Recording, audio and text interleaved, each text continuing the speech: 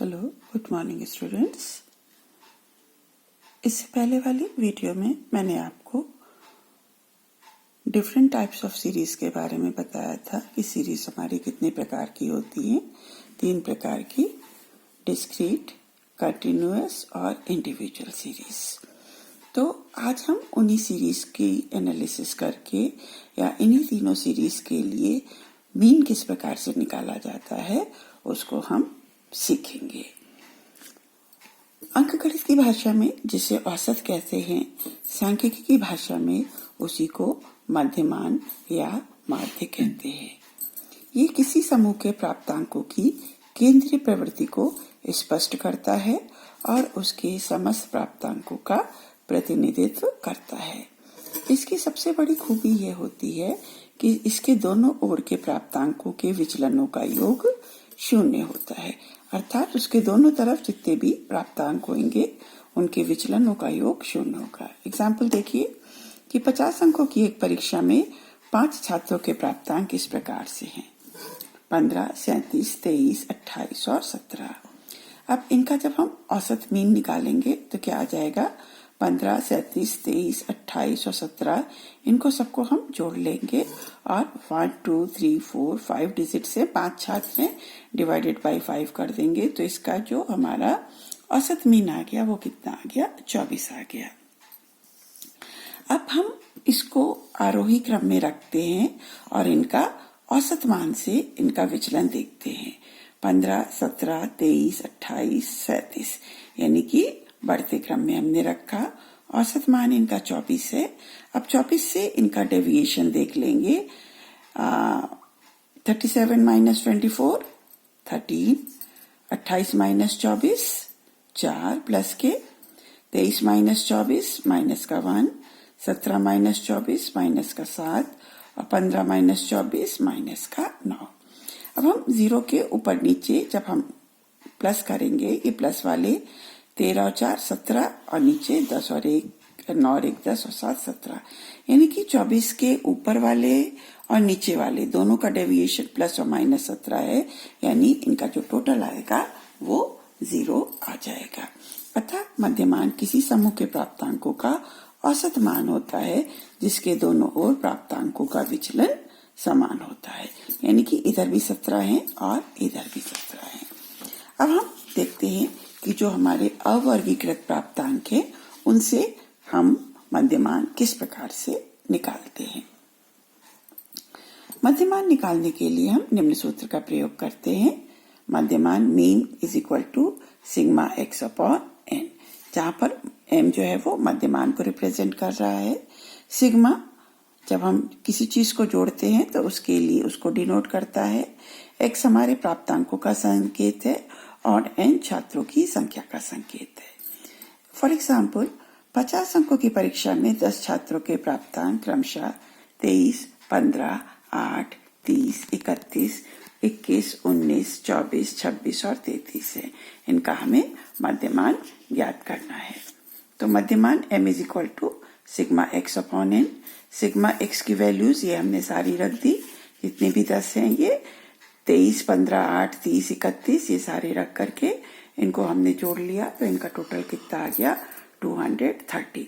अब इसमें number of students कितने हैं?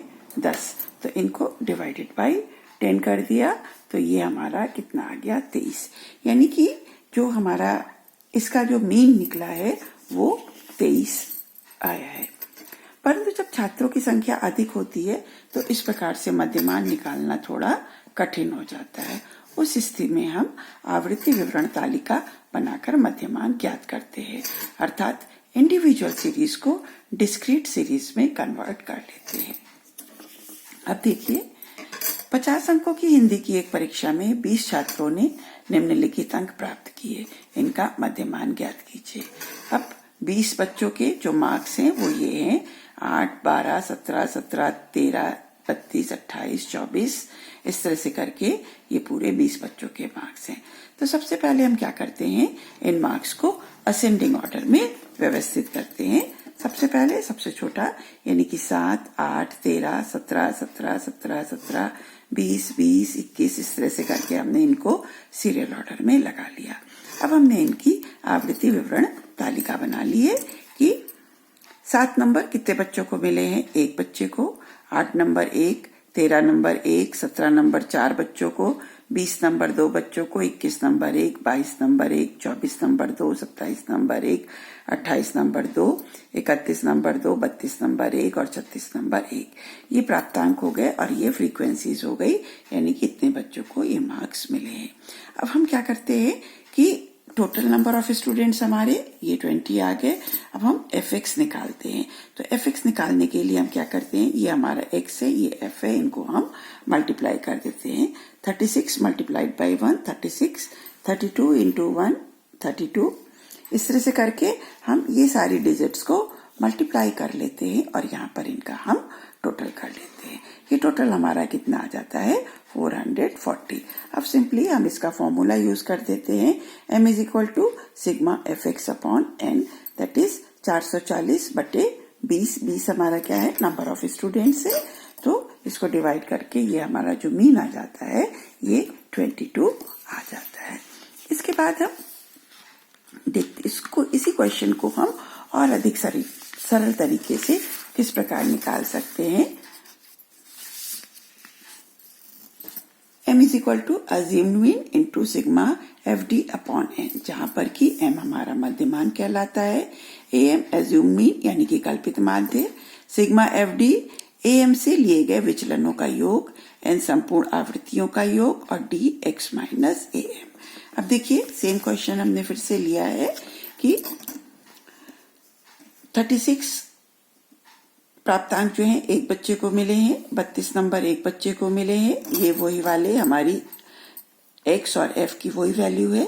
अब हमें यहाँ पे इसमें d निकालना है। d हम कैसे निकालते हैं कि अज्यूम्ड मीन हम इसको मानते हैं, सपोज हमने 22 को अज्यूम मीन लिया है, हम कोशिश ये करते हैं कि अज्यूम मीन बीच वाली डिजिट्स को ले जिसके कि ऊपर और नीचे इक्वल नंबर हो। अब हम इसका xm निकालने के लिए 36 माइनस अज्यूम मीन यानी कि 14, 32 माइनस 22 10, 31 माइनस 22 9। तो इस तरह से करके हम अज्यूम मीन निकाल लेते हैं। इसी तरह से इसके जो नीचे वाली डिजिट्स है 21 माइनस 22 माइनस का 1, 20 माइनस 22 माइनस का 2, 17 माइनस 22 माइनस का 5। इस तरह से करके हम सारे अज्यूम मीन निकाल लेते हैं। अब हम सिग्मा fd निकालते हैं। सिग्मा fd क्या है हमारा, f हमारी फ्रीक्वेंसी है और d ये डेविएशन है, यानी कि ये जो हमने डेविएशन यहाँ पे d निकाला है इसको फ्रीक्वेंसी से मल्टीप्लाई कर देते हैं। 14 multiplied 1 14, 10 into 1 10, 9 into 2 18, 6 into 2 12, 5 into 1 5, 2 2 जा 4। इसी प्रकार से माइनस वाली अब निकालते हैं। 1 मल्टीप्लाइड बाई 1, 2 2 जा 4, 5 4 जा 20, 9 1 जा 9, 14 1 जा 14 और 15 1 जा 15। इनको जब हम प्लस करते हैं तो ये आ गया प्लस के 63 और नीचे आ गया माइनस का 63। अब हम इसका सब सम करते हैं, सिग्मा fd निकालते हैं तो प्लस 63 और माइनस 63 आपस में कैंसिल हो जाता है। अब हम फॉर्मूला रखते हैं, मध्यमान बराबर assume mean sigma fd upon n। Assume mean हमने 22 लिया है, अज्यूम मीन की जगह हम 22 लिखते हैं। सिग्मा fd की वैल्यू हमारी 0 आ गई है, 0 लिखते हैं और n की वैल्यू हमारी 20 है, ये हम 20 लिख लेते हैं। तो ये जब हम इसको कैलकुलेट करेंगे तो ये पूरी संख्या 0 आ जाएगी। तो अज्यूम मीन हमारा 22 आ जाता है। इसमें हमें ज्यादा कैलकुलेशन करने की इस मेथड में जरूरत नहीं पड़ती है। अब जब हम ये अज्यूम मीन लेते हैं तो हमें 2 बातों का ध्यान रखना चाहिए कि हमारी कोशिश ये रहनी चाहिए कि अज्यूम मीन जो है वो हम ज्यादातर बीच की वैल्यू ले, जैसे 1 2 3 4 5 6, इसके नीचे भी 6 नंबर है और 1 2 3 4 5 6 इसके ऊपर भी 6 डिजिट्स है, या हम उसको लेते हैं जिसकी की फ्रीक्वेंसी सबसे ज्यादा होती है।